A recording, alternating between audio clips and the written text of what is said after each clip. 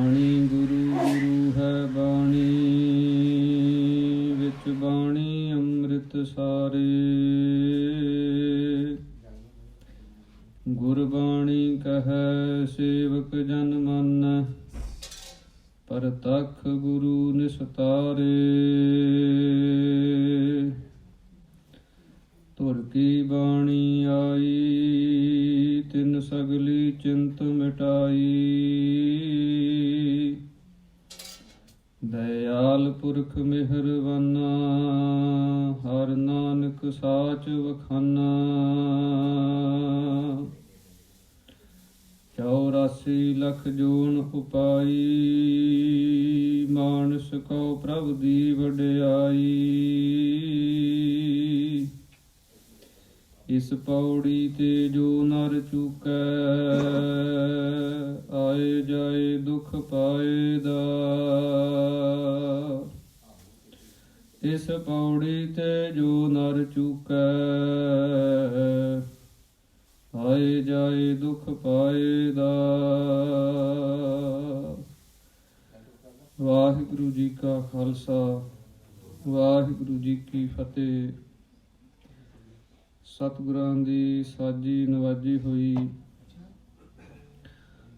ਪਰਮ ਸਨਮਾਨ ਅਤੇ ਸਤਿਕਾਰਯੋਗ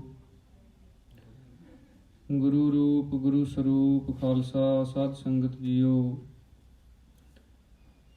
ਅੰਤਰਜਾਮੀ ਗਰੀਬ ਨਵਾਜ ਅਕਾਲ ਪੁਰਖ ਪਰਮੇਸ਼ਰ ਵਾਹਿਗੁਰੂ ਜੀ ਦੀ ਅਤਿਅੰਤ ਕਿਰਪਾਲਤਾ ਰਹਿਮਤ ਬਖਸ਼ਿਸ਼ ਦੁਆਰਾ ਆਪਾਂ ਸਰਬੱਤਰ ਗੁਰਸਿੱਖ ਮਾਈ ਭਾਈ ਦਸਾਂ ਪਾਤਸ਼ਾਹੀਆਂ ਦੀ ਆਤਮਿਕ ਜੋਤ ਚਵਰ ਛਤਰ ਤਖਤ ਦੇ ਮਾਲਕ ਜੁਗੋ ਜੁਗ ਅਟਲ ਗੁਰਬਾਣੀ ਸਰੂਪ ਸਤਿਗੁਰੂ ਧੰਨ ਧੰਨ ਸਤਿਗੁਰੂ ਸ੍ਰੀ ਗੁਰੂ ਗ੍ਰੰਥ ਸਾਹਿਬ ਮਹਾਰਾਜ, ਜਿਨ੍ਹਾਂ ਦੀ ਪਾਵਨ ਪਵਿੱਤਰ ਹਜ਼ੂਰੀ ਦੇ ਅੰਦਰ ਸੁਭਾਏਮਨ ਹੋ ਕੇ ਸਤ ਸੰਗਤ ਦੀਆਂ ਘੜੀਆਂ ਦਾ ਆਨੰਦ ਮਾਣਦਿਆਂ ਹੋਇਆਂ ਆਪਣੇ ਜੀਵਨ ਦੀ ਸਫਲਤਾ ਵਾਸਤੇ, ਸਵਾਸਾਂ ਦੀ ਸਫਲਤਾ ਵਾਸਤੇ, ਇਸ ਮਨੁੱਖੀ ਸਰੀਰ ਦੀ ਸਫਲਤਾ ਵਾਸਤੇ ਯਤਨ ਉਪਰਾਲੇ ਕਰ ਰਹੇ ਹਾਂ। ਸਤਿਗੁਰਾਂ ਦੀ ਮਹਾਨ ਕਿਰਪਾ ਦੁਆਰਾ ਸ਼ਾਮ ਦੇ ਸੰਧਿਆ ਦੇ ਸੁੰਦਰ ਦੀਵਾਨਾਂ ਦੇ ਅੰਦਰ ਸੋ ਦਰ ਰਹਿਰਾਸ ਸਾਹਿਬ ਜੀ ਦੇ ਪਾਠ ਪੜ੍ਹੇ ਸੁਣੇ ਗਏ ਹਨ। ਉਪਰੰਤ ਅਰਦਾਸ ਬੇਨਤੀ ਸਤਿਗੁਰਾਂ ਦੇ ਚਰਨਾਂ ਵਿੱਚ ਕੀਤੀ ਗਈ ਹੈ। ਸੋ ਕੁਝ ਸਮੇਂ ਵਾਸਤੇ ਸਤਿਗੁਰਾਂ ਦੀ ਪਾਵਨ ਗੁਰਬਾਣੀ ਦੀਆਂ ਵਿਚਾਰਾਂ ਦੇ ਨਾਲ ਜੁੜਨ ਦੇ ਯਤਨ ਕਰੀਏ। ਸਤਿਗੁਰੂ ਜੀ ਪਾਵਨ ਗੁਰਬਾਣੀ ਦੇ ਅੰਦਰ ਰਹਿਰਾਸ ਸਾਹਿਬ ਜੀ ਦੇ ਹੀ ਅੰਦਰ ਇਹ ਬਚਨ ਆਉਂਦੇ ਹਨ ਜਦੋਂ ਆਪਾਂ ਪੜ੍ਹਦੇ ਹਾਂ ਧੰਨ ਗੁਰੂ ਅਰਜਨ ਦੇਵ ਮਹਾਰਾਜ ਜੀ ਦੇ। ਸਤਿਗੁਰੂ ਜੀ ਕਹਿੰਦੇ ਹਨ, ਭਈ ਪ੍ਰਾਪਤ ਮਾਨੁਖ ਦੇਹੁਰੀਆ, ਗੋਬਿੰਦ ਮਿਲਣ ਕੀ ਇਹ ਤੇਰੀ ਬਰੀਆ। ਅਵਰ ਕਾਜ ਤੇਰਾ ਕਿਤੈ ਨਾ ਕਾਮ, ਮਿਲ ਸਾਧ ਸੰਗਤ ਭਜ ਕੇਵਲ ਨਾਮ। ਸਤਿਗੁਰੂ ਸ੍ਰੀ ਗੁਰੂ ਅਰਜਨ ਦੇਵ ਮਹਾਰਾਜ ਜੀ ਬਚਨ ਕਰਦੇ ਹਨ ਕਿ ਇਹ ਮਨੁੱਖੀ ਸਰੀਰ ਜਿਹੜਾ ਸਾਨੂੰ ਪ੍ਰਾਪਤ ਹੋਇਆ ਹੈ, ਇਹ ਗੋਬਿੰਦ ਪਰਮੇਸ਼ਰ ਦੇ ਨਾਲ ਮਿਲਣ ਦੀ ਵਾਰੀ ਹੈ। ਜਿਵੇਂ ਬਾਕੀ ਦੀਆਂ ਜੂਨਾਂ ਹਨ, 84 ਲੱਖ ਜੂਨ ਪਰਮੇਸ਼ਰ ਨੇ ਬਣਾਈ ਹੈ। ਜਿਵੇਂ ਆਪਾਂ ਸਤਿਗੁਰਾਂ ਦੀ ਪਾਵਨ ਬਾਣੀ ਦੇ ਬਚਨ ਪੜ੍ਹਦੇ ਹਾਂ ਕਿ ਸਭ ਤੋਂ ਉੱਤਮ ਜਨਮ ਜਿਹੜਾ ਹੈ, ਉੱਤਮ ਦੇਹੀ ਹੈ, ਉਹ ਇਹ ਮਨੁੱਖੀ ਸਰੀਰ ਹੈ। 84 ਲੱਖ ਜੂਨ ਉਪਾਈ, ਮਾਨਸ ਕਉ ਪ੍ਰਭ ਦੀ ਵਡਿਆਈ। ਸਤਿਗੁਰੂ ਜੀ ਕਹਿੰਦੇ 84 ਲੱਖ ਜੂਨ ਦੇਖੋ ਕਿੱਡੀ ਪਰਮੇਸ਼ਰ ਨੇ ਪੈਦਾ ਕੀਤੀ ਹੈ, ਔਰ ਸਾਰਿਆਂ ਦੇ ਵਿੱਚੋਂ ਹੀ ਸ਼੍ਰੋਮਣੀ ਤੇ ਵਡਿਆਈ ਵਾਲੀ ਜਿਹੜੀ ਜੂਨ ਹੈ ਉਹ ਇਹ ਮਨੁੱਖੀ ਸਰੀਰ ਹੈ। ਇਹਦੀ ਇੰਨੀ ਕਿਉਂ ਵਡਿਆਈ ਹੈ, ਮਨੁੱਖੀ ਜਾਮੇ ਦੀ ਇੰਨੀ ਕਿਉਂ ਵਿਸ਼ੇਸ਼ਤਾ ਹੈ। ਧਾਰਮਿਕ ਗ੍ਰੰਥਾਂ ਦੇ ਅੰਦਰ ਇਹ ਬਚਨ ਆਉਂਦੇ ਹਨ ਕਿ ਮਨੁੱਖ ਦੇ ਕੋਲ ਇੱਕ ਚੀਜ਼ ਪਰਮੇਸ਼ਰ ਨੇ ਵੱਧ ਪਾਈ ਹੈ, ਜਿਹੜੀ ਹੋਰ ਜੂਨਾਂ ਦੇ ਕੋਲ ਨਹੀਂ ਹੈ। ਇਸੇ ਕਰਕੇ ਹੀ ਇਹ ਮਨੁੱਖੀ ਸਰੀਰ ਦੀ ਇੰਨੀ ਵਡਿਆਈ ਹੈ। ਸਤਿਗੁਰਾਂ ਦੀ ਪਾਵਨ ਬਾਣੀ ਦੇ ਬਚਨ ਆਉਂਦੇ ਹਨ, ਅਵਰ ਜੋਨ ਤੇਰੀ ਪਨਿਹਾਰੀ, ਇਸ ਧਰਤੀ ਮਹਿ ਤੇਰੀ ਸਿਕਦਾਰੀ। ਸਤਿਗੁਰੂ ਜੀ ਕਹਿੰਦੇ ਹਨ ਕਿ ਸੰਸਾਰ ਦੇ ਅੰਦਰ ਦੇਖੋ, ਬਾਕੀ ਦੀਆਂ ਜੂਨਾਂ ਜਿੰਨੀਆਂ ਵੀ ਹਨ, ਉਹਨਾਂ ਦੇ ਉੱਤੇ ਰਾਜ ਮਨੁੱਖੀ ਕਰਦਾ ਹੈ। ਘੋੜੇ ਦੀ ਜੂਨ ਦੇਖੋ ਕਿੱਡਾ ਤਾਕਤਵਰ ਹੈ, ਕਿੰਨਾ ਤੇਜ਼ ਚੱਲਣ ਵਾਲਾ ਹੈ, ਪਰ ਉਹਦੀ ਸਵਾਰੀ ਮਨੁੱਖ ਕਰਦਾ ਹੈ। ਹਾਥੀ ਕਿੱਡਾ ਬਲੀ ਹੈ, ਕਿੰਨੀ ਤਾਕਤ ਵਾਲਾ ਹੈ, ਪਰ ਉਹ ਇੱਕ ਮਨੁੱਖ ਦੇ ਅਧੀਨ ਹੋ ਜਾਂਦਾ, ਕਿਉਂਕਿ ਮਨੁੱਖ ਦੇ ਕੋਲ ਉਹ ਕਲਾ ਪਰਮੇਸ਼ਰ ਵਾਹਿਗੁਰੂ ਦੀ ਦਿੱਤੀ ਹੋਈ ਹੈ, ਉਹ ਗਿਆਨ ਦੀ ਕਲਾ ਹੈ। ਧਾਰਮਿਕ ਗ੍ਰੰਥਾਂ ਦੇ ਅੰਦਰ ਬਚਨ ਆਉਂਦੇ ਹਨ, ਨਿੰਦਰਾ ਭੋਜਨ ਭੋਗ ਭੈ, ਇਹ ਪਸ ਪੁਰਖ ਸਮਾਨ, ਨਰਨ ਗਿਆਨ ਨਿਜ ਅਦਕਤਾ, ਗਿਆਨ ਬਿਨਾ ਪਸ ਜਾਨ। ਧਾਰਮਿਕ ਗ੍ਰੰਥ ਇਹ ਕਥਨ ਕਰਦੇ ਹਨ ਕਿ ਚਾਰ ਚੀਜ਼ਾਂ ਮਨੁੱਖ ਦੀਆਂ ਤੇ ਪਸ਼ੂ ਦੀਆਂ ਇੱਕ ਸਮਾਨ ਹੀ ਹਨ। ਉਹ ਕਿਹੜੀਆਂ ਹਨ? ਨਿੰਦਰਾ, ਪਹਿਲੀ ਹੈ ਨੀਂਦ। ਮਨੁੱਖੀ ਸਰੀਰ ਜਿਹੜਾ ਆਪਾਂ ਵੀ ਸੌਂਦੇ ਹਾਂ, ਬਾਕੀ ਦੀਆਂ ਜੂਨਾਂ ਆਪਾਂ ਦੇਖਦੇ ਉਹ ਵੀ ਸੌਂਦੀਆਂ ਹਨ। ਨਿੰਦਰਾ ਭੋਜਨ, ਭੋਜਨ ਜਿਹੜਾ ਆਪਾਂ ਛਕਦੇ ਹਾਂ, ਖੁਰਾਕ ਦਾ ਫਰਕ ਹੈ, ਆਪਾਂ ਅੰਨ ਜਲ ਛਕ ਲੈਂਦੇ ਹਾਂ। ਹੋਰ ਜੂਨਾਂ ਜਿਹੜੀਆਂ ਉਹਨਾਂ ਦੀਆਂ ਵੱਖੋ ਵੱਖਰੀਆਂ ਖੁਰਾਕਾਂ ਹਨ, ਭੋਜਨ ਹਨ, ਉਹ ਵੀ ਖਾਂਦੇ ਆ। ਨਿੰਦਰਾ ਭੋਜਨ ਭੋਗ, ਇਸੇ ਪ੍ਰਕਾਰ ਜਿਹੜੀ ਸੰਤਾਨ ਉਤਪਤੀ ਹੈ ਉਹ ਮਨੁੱਖੀ ਜਾਮੇ ਦੇ ਅੰਦਰ ਵੀ ਹੈ ਤੇ ਹੋਰ ਜੂਨਾਂ ਦੇ ਅੰਦਰ ਵੀ ਹੈ। ਨਿੰਦਰਾ ਭੋਜਨ ਭੋਗ ਭੈ, ਜਿਹੜਾ ਡਰ ਹੈ, ਡਰ ਜਿਹੜਾ ਹੈ ਉਹ ਮਨੁੱਖ ਦੇ ਅੰਦਰ ਵੀ ਹੁੰਦਾ ਹੈ, ਸਾਡੇ ਅੰਦਰ ਵੀ ਡਰ ਹੈ। ਹੋਰ ਜੂਨਾਂ ਉਹ ਵੀ ਡਰਦੀਆਂ ਹਨ ਆਪ ਤੋਂ, ਵੱਡੇ ਤੋਂ। ਇਹ ਪਸ ਪੁਰਖ ਸਮਾਨ, ਇਹ ਪਸ਼ੂ ਦੀਆਂ ਤੇ ਮਨੁੱਖ ਦੀਆਂ ਕਿਰਿਆਵਾਂ ਜਿਹੜੀਆਂ ਹਨ, ਸਤਿਗੁਰੂ ਜੀ ਕਹਿੰਦੇ, ਧਾਰਮਿਕ ਗ੍ਰੰਥ ਕਹਿੰਦੇ ਸਮਾਨ ਹੀ ਹਨ। ਪਰ ਮਨੁੱਖ ਦੇ ਅੰਦਰ ਇੱਕ ਵਿਸ਼ੇਸ਼ਤਾ ਕੀ ਹੈ? ਨਰਨ ਗਿਆਨ ਨਿਜ ਅਦਕਤਾ। ਮਨੁੱਖ ਦੇ ਅੰਦਰ ਇੱਕ ਗਿਆਨ ਦੀ ਅਦਕਤਾ ਹੈ, ਵਿਸ਼ੇਸ਼ਤਾ ਹੈ। ਗਿਆਨ ਬਿਨਾ ਪਸ ਜਾਨ, ਜੇ ਉਹ ਗਿਆਨ ਇਹਦੇ ਅੰਦਰ ਨਹੀਂ ਜਾਗਿਆ ਤੇ ਫੇਰ ਕਹਿੰਦੇ ਹਨ ਕਿ ਪਸ਼ੂ ਦੇ ਅੰਦਰ ਤੇ ਮਨੁੱਖ ਦੇ ਅੰਦਰ ਕੋਈ ਬਹੁਤਾ ਫਰਕ ਨਹੀਂ। ਜਿਵੇਂ ਸਤਿਗੁਰੂ ਜੀ ਪਾਵਨ ਬਾਣੀ ਅੰਦਰ ਸੁਖਮਣੀ ਸਾਹਿਬ ਦੇ ਅੰਦਰ ਕਥਨ ਕਰਦੇ ਹਨ, ਕਰਤੂਤ ਪਸ਼ੂ ਕੀ ਮਾਨਸ ਜਾਤ। ਜੇ ਤੇ ਇਹ ਕਰਮ ਸਮਾਨ ਹੀ ਹਨ ਤੇ ਉਹ ਅਸਲੀ ਜਿਹੜਾ ਗਿਆਨ ਹੈ ਅੰਦਰ ਪੈਦਾ ਹੀ ਨਹੀਂ ਹੋਇਆ, ਉਹਦੀ ਸਮਝ ਨਹੀਂ ਹੈ, ਤੇ ਫਿਰ ਸਤਿਗੁਰੂ ਜੀ ਕਹਿੰਦੇ ਤੇਰੇ ਵਿੱਚ ਤੇ ਇਹ ਜੀਵ ਪਸ਼ੂ ਦੇ ਵਿੱਚ ਕੋਈ ਬਹੁਤਾ ਫਰਕ ਨਹੀਂ। ਇਸੇ ਕਰਕੇ ਇਹ ਮਨੁੱਖੀ ਸਰੀਰ ਦੀ ਬਾਬਤ ਸਤਿਗੁਰਾਂ ਨੇ ਆਪਣੀ ਪਾਵਨ ਬਾਣੀ ਦੇ ਅੰਦਰ ਬੜੀ ਬਰੀਕੀ ਦੇ ਅੰਦਰ ਕਥਨ ਕੀਤੀਆਂ ਗੱਲਾਂ ਹਨ ਕਿ ਪਹਿਲਾਂ ਤਾਂ ਇਹ ਸਰੀਰ ਕਿਵੇਂ ਪਰਮੇਸ਼ਰ ਦੀ ਰਜ਼ਾ ਦੇ ਵਿੱਚ ਬਣਦਾ ਹੈ। ਮਾਤਾ ਦੇ ਗਰਭ ਦੇ ਅੰਦਰ ਇਹ ਸਰੀਰ ਦੀ ਬਣਤਰ ਜਿਹੜੀ ਹੈ ਉਹ ਤਿਆਰ ਹੁੰਦੀ ਹੈ, ਤੇ ਉਹ ਕੈਸੀ ਅਵਸਥਾ ਹੈ, ਕਿਵੇਂ ਜੀਵ ਉੱਥੇ ਰਹਿੰਦਾ ਹੈ, ਉਹਦਾ ਵੀ ਸਤਿਗੁਰਾਂ ਨੇ ਕਥਨ ਕੀਤਾ ਹੈ। ਸਿਰ ਤਲੈ ਪੈਰ ਉੱਪਰੇ, ਵਸੰਦੋ ਕੋਹਥੜੈ ਥਾਏ, ਨਾਨਕ ਸੋ ਧਣੀ ਕਿਉਂ ਵਿਸਾਰਿਓ, ਉਧਰਹਿ ਜਿਸ ਦੈ ਨਾਏ। ਕਿ ਆਪਾਂ ਜੇ ਹੁਣ ਸਿਰ ਹੇਠਾਂ ਕਰਕੇ ਪੈਰ ਉੱਪਰ ਨੂੰ ਕਰਕੇ ਕਿੰਨਾ ਕੁ ਚਿਰ ਖੜੇ ਰਹਿ ਸਕਦੇ ਹਾਂ? 10 ਮਿੰਟ, 15 ਮਿੰਟ, 20 ਮਿੰਟ, ਪਰ ਕਿੰਨਾ ਲੰਮਾ ਸਮਾਂ ਤਪ ਕਰਦਾ ਜੀਵ। ਤੇ ਮਾਤ ਗਰਭ ਮਹਿ ਆਪਣ ਸਿਮਰਨ ਦੇ, ਤਹਿ ਤੁਮ ਰਾਖਣ ਹਾਰੇ। ਮਾਤਾ ਦੇ ਗਰਭ ਦੇ ਅੰਦਰ ਇਹ ਸਰੀਰ ਦੀ ਬਣਤਰ ਹੋਈ ਤੇ ਉਹ ਪਰਮੇਸ਼ਰ ਨੇ ਆਪਣੇ ਸਿਮਰਨ ਦੀ ਯਾਦ ਸ਼ਕਤੀ ਬਖਸ਼ਿਸ਼ ਕਰਕੇ ਇਹਦੀ ਰੱਖਿਆ ਕੀਤੀ।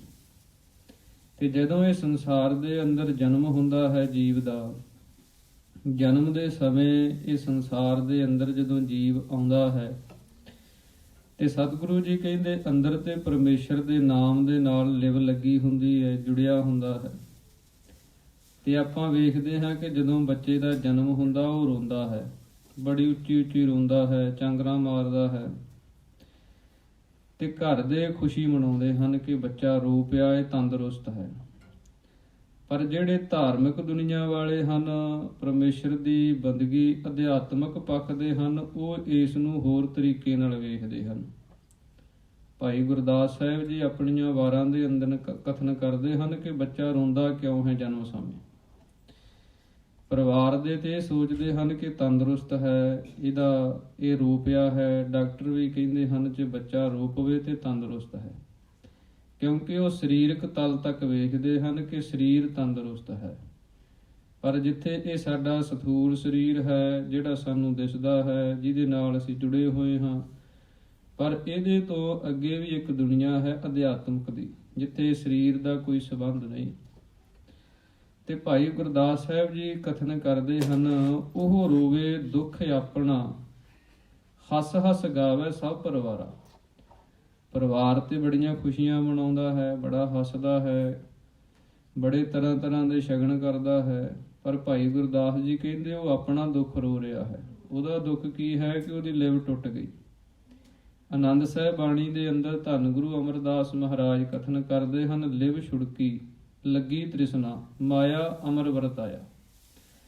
ਜਦੋਂ ਲਿਵ ਛੁੱਟ ਗਈ ਪਰਮੇਸ਼ਰ ਦੇ ਨਾਮ ਦੇ ਨਾਲੋਂ, ਤੇ ਮਾਇਆ ਦਾ ਅਮਰ ਕਹੀਏ ਹੁਕਮ ਵਰਤ ਗਿਆ, ਜੀਵ ਮਾਇਆ ਅਧੀਨ ਹੋ ਗਿਆ।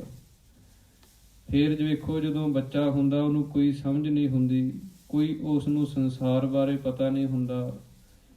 ਸਿਰਫ ਉਹਨੂੰ ਇੰਨਾ ਹੀ ਪਤਾ ਹੁੰਦਾ ਹੈ ਕਿ ਜਦੋਂ ਭੁੱਖ ਲੱਗਦੀ ਹੈ ਤੇ ਰੋਂਦਾ ਹੈ, ਤੇ ਮਾਤਾ ਨੂੰ ਪਤਾ ਚੱਲ ਜਾਂਦਾ ਵੀ ਇਹ ਰੋਂਦਾ, ਇਹਨੂੰ ਭੁੱਖ ਲੱਗੀ ਹੈ, ਉਸ ਨੂੰ ਦੁੱਧ ਦਿੱਤਾ ਜਾਂਦਾ, ਚੁੱਪ ਕਰ ਜਾਂਦਾ ਹੈ। ਇਦੋਂ ਵੱਧ ਕੋਈ ਗਿਆਨ ਨਹੀਂ ਹੁੰਦਾ। ਸਭ ਤੋਂ ਪਹਿਲਾਂ ਬੱਚੇ ਨੂੰ ਭੁੱਖ ਦਾ ਹੀ ਪਤਾ ਲੱਗਦਾ ਵੀ ਭੁੱਖ ਲੱਗੀ ਹੈ ਤੇ ਰੋਂਦਾ ਹੈ। ਫਿਰ ਜਿਵੇਂ ਜਿਵੇਂ ਬਚਪਨ ਆਉਂਦਾ ਹੈ, ਫਿਰ ਇਹ ਸਰੀਰ ਦੀਆਂ ਅਵਸਥਾਵਾਂ ਬਦਲਦੀਆਂ ਹਨ। ਸਤਿਗੁਰਾਂ ਦੀ ਪਾਵਨ ਬਾਣੀ ਦੇ ਅੰਦਰ ਸਰੀਰ ਦੀਆਂ 10 ਅਵਸਥਾਵਾਂ ਦਾ ਜ਼ਿਕਰ ਆਉਂਦਾ ਹੈ, ਜਿਵੇਂ ਜਿਵੇਂ ਬਦਲਦੀਆਂ ਹਨ। ਸਤਿਗੁਰੂ ਜੀ ਬਚਨ ਕਰਦੇ ਹਨ, ਪਹਿਲਾ ਪਿਆਰ ਲੱਗਾ ਥਣ ਦੁੱਧ, ਦੂਜਾ ਮਾਏ ਬਾਪ ਕੀ ਸੁਧ, ਤੀਜਾ ਭਈਆ ਭਾਬੀ ਬੇਬ, ਚੌਥਾ ਪਿਆਰ ਉਪੰਨੀ ਖੇਡ, ਪੰਜਵੈ ਖਾਨ ਪੀਨ ਕੀ ਧਾਤ, ਛੇਵੈ ਕਾਮ ਨ ਪੁੱਛੈ ਜਾਤ, ਸਤਵੈ ਸੰਜ ਕੀਆ ਘਰ ਵਾਸ, ਅਠਵੈ ਕ੍ਰੋਧ ਹੋਆ ਤਨ ਨਾਸ, ਨਾਵੈ ਧੌਲੇ ਉੱਭੇ ਸਾਹ, ਦਸਵੇਂ ਦੱਦਾ ਹੋਆ ਸੁਆਹ, ਗਏ ਸੇ ਗੀਤ ਪੁਕਾਰੀ ਧਾਹ। ਸਤਿਗੁਰੂ ਜੀ ਕਹਿੰਦੇ ਇੱਦਾਂ ਸਰੀਰ ਦੀ ਯਾਤਰਾ ਜਿਹੜੀ ਹੈ ਉਹ ਕਿਵੇਂ ਤੈਅ ਹੁੰਦੀ ਹੈ। ਪਹਿਲਾਂ ਤੇ ਪਿਆਰ ਲੱਗਦਾ ਹੈ ਮਾਤਾ ਦੇ ਦੁੱਧ ਦੇ ਨਾਲ, ਭੁੱਖ ਲੱਗਦੀ ਤੇ ਰੋਂਦਾ ਹੈ, ਪਿਆਰ ਪੈ ਜਾਂਦਾ ਖੁਰਾਕ ਦੇ ਨਾਲ, ਆਹਾਰ ਦੇ ਨਾਲ ਪ੍ਰੀਤੀ ਪੈ ਗਈ।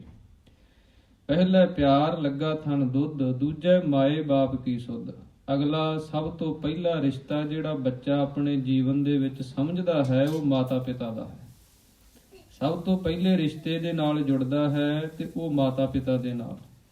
ਸਭ ਤੋਂ ਪਹਿਲਾਂ ਮਾਂ ਸ਼ਬਦ ਦੇ ਨਾਲ ਜੁੜਦਾ ਹੈ। ਪਤਾ ਚੱਲਦਾ ਬੱਚੇ ਨੂੰ ਵੀ ਇਹ ਮੇਰੀ ਮਾਂ ਹੈ, ਕਿਉਂਕਿ ਉਹਨੂੰ ਪਤਾ ਹੁੰਦਾ ਵੀ ਇਹ ਮੈਨੂੰ ਖੁਰਾਕ ਦਿੰਦੀ ਹੈ, ਆਹਾਰ ਦਿੰਦੀ ਹੈ, ਮੇਰਾ ਖਿਆਲ ਰੱਖਦੀ ਹੈ। ਇੱਦਾਂ ਜੁੜਦਾ ਹੈ ਸੰਸਾਰ ਦੇ ਨਾਲ। ਕਿਵੇਂ ਸਾਡੀ ਬਿਰਤੀ ਜਿਹੜੀ ਹੈ ਉਹ ਜੁੜ ਜਾਂਦੀ ਹੈ।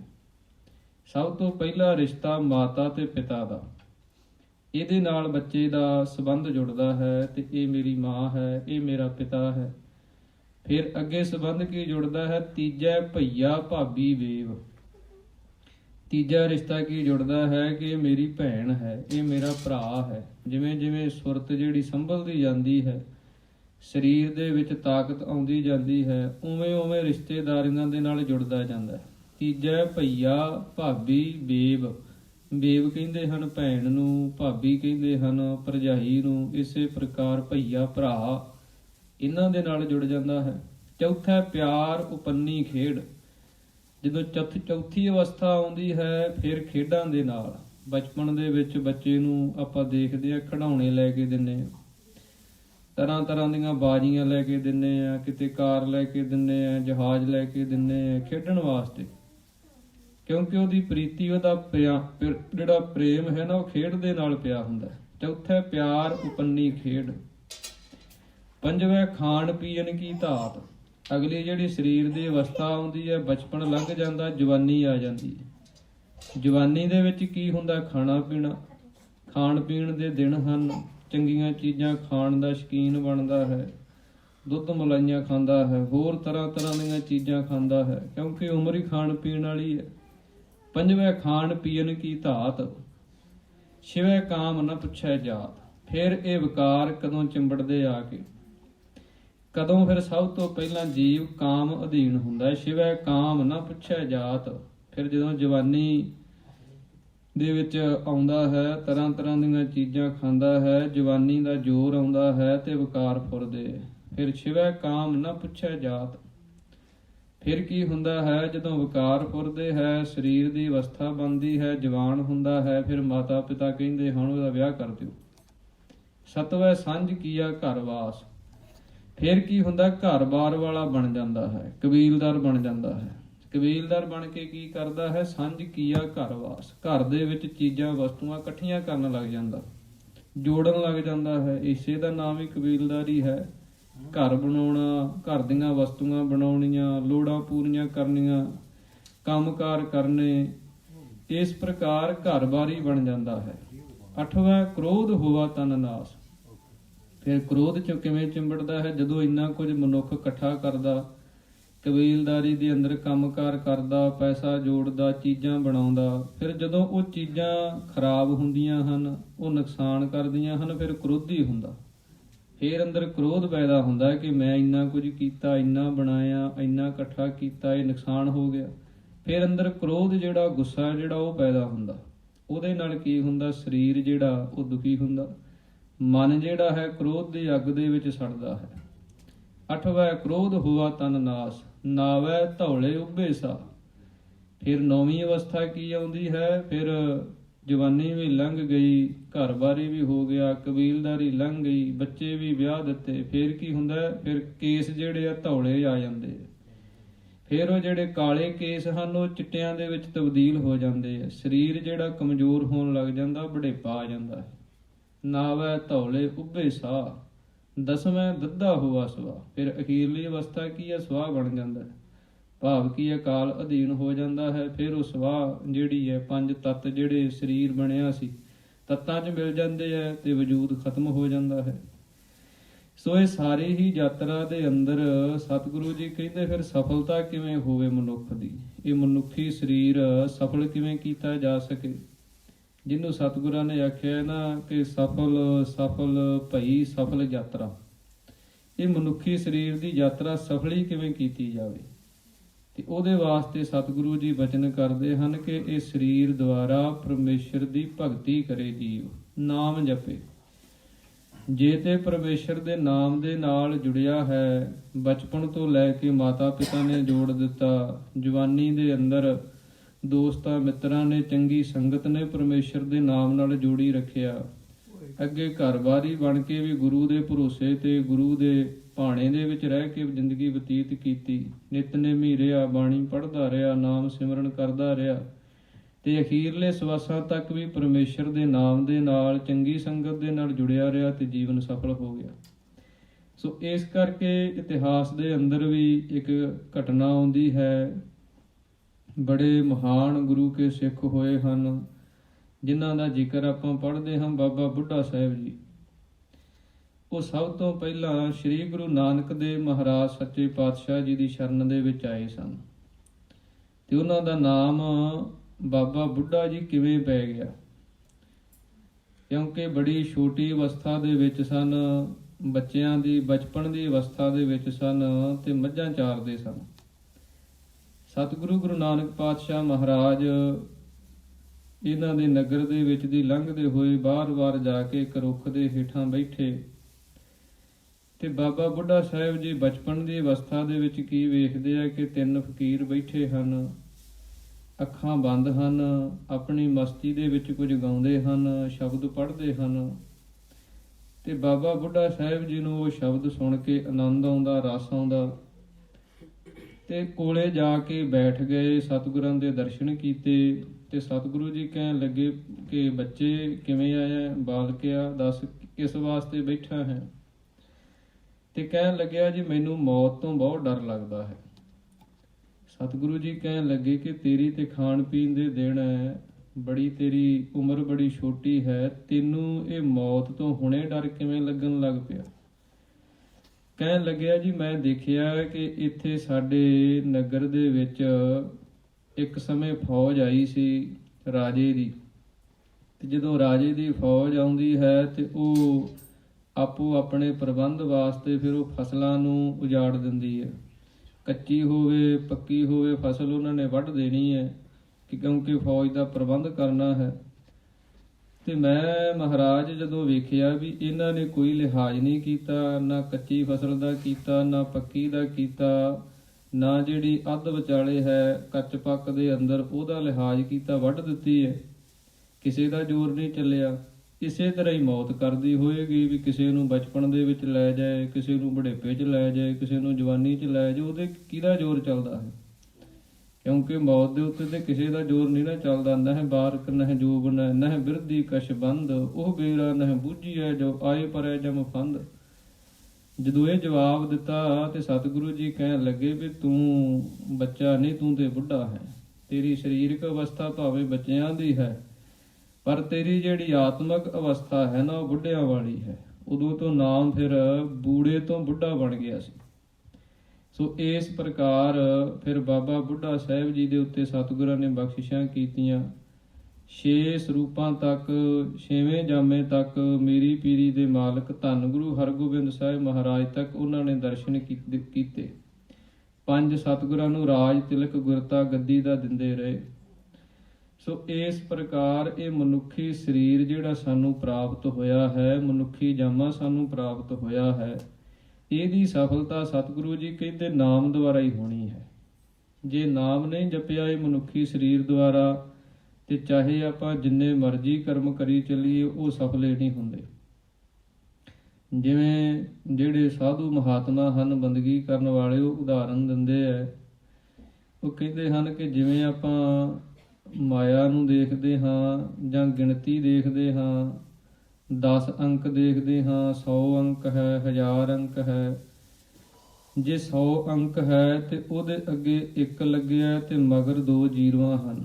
ਜੇ 1000 ਹੈ 3 ਜ਼ੀਰੋਆਂ ਹਨ, ਫਿਰ ਅੱਗੇ ਏਕਾ ਹੈ। 10,000 ਹੈ 4 ਜ਼ੀਰੋਆਂ ਹਨ। ਜੇ ਏਕਾ ਅੱਗੇ ਲੱਗਿਆ ਹੈ ਤੇ ਪਿੱਛੇ ਜਿੰਨੀਆਂ ਮਰਜ਼ੀ ਜ਼ੀਰੋਆਂ ਲਾਈ ਜਾਓ, ਗਿਣਤੀ ਦਾ ਮੁੱਲ ਪੈਂਦਾ ਜਾਂਦਾ ਹੈ। 10 ਹੈ, 100 ਹੈ, 1000 ਹੈ, 10,000, ਲੱਖ, ਕਰੋੜ, ਅਰਬ, ਖਰਬ, ਮੀਲ, ਨੀਲ, ਪਦਮ, ਗੰਜ, ਕਿੰਨੀ ਗਿਣਤੀ ਵੱਧ ਜਾਂਦੀ ਅੱਗੇ ਤੋਂ ਅੱਗੇ। ਪਰ ਜੇ ਉਹ ਅੱਗੋਂ ਏਕਾ ਹਟਾ ਦਈਏ ਤੇ ਜ਼ੀਰੋਆਂ ਪਿੱਛੇ ਜਿੰਨੀਆਂ ਮਰਜ਼ੀ ਲਾ ਦਈਏ, ਉਹਨਾਂ ਦੀ ਕੋਈ ਗਿਣਤੀ ਨਹੀਂ ਬਣਦੀ। ਇਸੇ ਪ੍ਰਕਾਰ ਹੀ ਮਨੁੱਖੀ ਜਾਮੇ ਦੇ ਅੰਦਰ, ਇਹ ਮਨੁੱਖੀ ਸਰੀਰ ਦੇ ਅੰਦਰ, ਚਾਹੇ ਅਸੀਂ ਜਿੰਨੇ ਕਰਮ ਕਰਦੇ ਹਾਂ, ਜਿੰਨੇ ਵੀ ਕਰਦੇ ਹਾਂ, ਸਾਰੇ ਸਾਡੇ ਉਦਨ ਸਫਲ ਹੁੰਦੇ ਹਨ ਜੇ ਉਹਨਾਂ ਦੇ ਸਾਰੇ ਕਰਮਾਂ ਦੇ ਵਿੱਚ ਸਾਡੇ ਕੋਲੇ ਪਰਮੇਸ਼ਰ ਦਾ ਨਾਮ ਜਿਹੜਾ ਏਕੇ ਵਾਂਗ ਮੌਜੂਦ ਹੈ। ਇਸੇ ਕਰਕੇ ਆਪਾਂ ਬਚਨ ਪੜ੍ਹਦੇ ਹਾਂ, ਅਵਰ ਕਾਜ ਤੇਰੇ ਕਿਤੈ ਨਾ ਕਾਮ, ਮਿਲ ਸਾਧ ਸੰਗਤ ਭਜ ਕੇਵਲ ਨਾਮ। ਨਾਮ ਦੇ ਵਿੱਚ ਹੀ ਜੀਵਨ ਦੀ ਸਫਲਤਾ ਹੁੰਦੀ ਹੈ। ਇਸ ਕਰਕੇ ਸਤਿਗੁਰਾਂ ਨੇ ਪਾਵਨ ਬਾਣੀ ਦੇ ਅੰਦਰ ਵੀ ਬਚਨ ਕਹੇ ਹਨ ਕਿ ਜਿਹੜੇ ਨਾਮ ਜਪਦੇ ਹਨ ਉਹਨਾਂ ਵਾਸਤੇ ਤੇ ਧਰਮ ਰਾਜਾ ਵੀ ਆਪਣਾ ਆਸਣ ਛੱਡ ਦਿੰਦਾ ਹੈ। ਜਦੋਂ ਉਹ ਸਰੀਰ ਛੱਡ ਕੇ ਜਾਂਦੇ ਆ ਨਾ ਸੰਸਾਰ ਤੋਂ, ਤੇ ਜਿਹੜਾ ਧਰਮ ਰਾਜ ਹੈ ਉਹ ਵੀ ਆਪਣੇ ਆਸਣ ਤੋਂ ਖੜਾ ਹੋ ਜਾਂਦਾ ਸਤਿਕਾਰ ਵਜੋਂ ਕਿ ਕੋਈ ਨਾਮ ਜਪਿਆ ਹੋਇਆ ਆ ਰਿਹਾ। ਨਾਨਕ ਧਰਮ ਐਸੇ ਚਵੈ ਕੀਤੋ ਭਵਨ ਪੁਨੀਤ, ਕਿ ਜਿਹੜਾ ਧਰਮ ਰਾਜਾ ਹੈ ਨਾ ਉਹ ਵੀ ਹੱਥ ਜੋੜ ਕੇ ਕਹਿੰਦਾ ਕਿ ਤੁਹਾਨੂੰ ਤੁਸੀਂ ਜੋ ਨਾਮ ਜਪ ਕੇ ਆਏ। ਉਹ ਇਸ ਕਰਕੇ ਨਾਮ ਦੀ ਹੀ ਮਹਿਮਾ ਹੈ ਕਿ ਨਾਮ ਦੁਆਰਾ ਹੀ ਸਾਡੇ ਜੀਵਨ ਦੀ ਸਫਲਤਾ ਲੋਕ ਤੇ ਪ੍ਰਲੋਕ ਦੇ ਅੰਦਰ ਹੁੰਦੀ ਹੈ। ਸੋ ਇਸ ਪ੍ਰਕਾਰ ਇਹ ਮਨੁੱਖੀ ਸਰੀਰ ਸਾਡਾ ਸਫਲਾ ਫਿਰ ਹੀ ਬਣਦਾ ਹੈ ਜੇ ਇਹਦੇ ਦੁਆਰਾ ਅਸੀਂ ਪਰਮੇਸ਼ਰ ਦਾ ਭਜਨ ਕਰਦੇ ਹਾਂ, ਨਾਮ ਜਪਦੇ ਹਾਂ, ਬਾਣੀ ਪੜ੍ਹਦੇ ਹਾਂ, ਆਪਣੇ ਜੀਵਨ ਦੇ ਅੰਦਰ ਨਿਤਨੇਮ ਦਾ ਤਿਆਗ ਨਹੀਂ ਕਰਦੇ, ਫਿਰ ਇਹ ਸਾਡਾ ਜਿਹੜਾ ਜੀਵਨ ਹੈ ਨਾ ਉਹ ਸਫਲ ਬਣਦਾ ਹੈ।